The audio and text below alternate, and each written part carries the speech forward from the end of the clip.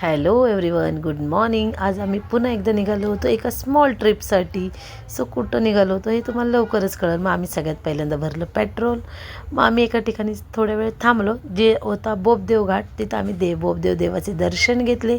तिथून आम्ही वहिनी आणि भाऊंचा वेट करत होतो. मोठ्या वहिनी आणि भाऊ आल्या. तिथून आम्ही आलो होतो वीरमध्ये मंदिरात एंट्री केल्या केल्या आपल्याला डाव्या साईडला 4 वेद, ऋग्वेद, यजुर्वेद, सामवेद, अथर्ववेद. त्यानंतर आम्ही घेतले देवांचे दर्शन.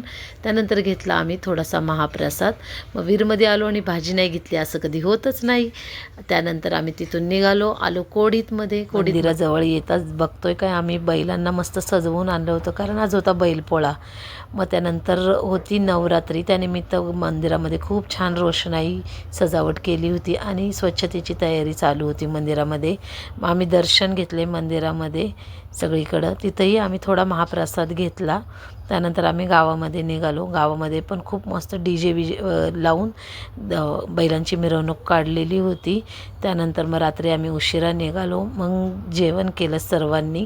मग त्यानंतर भाऊ त्यांच्या घरी गेला आणि आम्ही आमच्या घरी आलो. अशा प्रकारे आमचा दिवस छान होता. मग व्हिडिओ आवडला असेल तर लाईक, शेअर, सबस्क्राईब करा.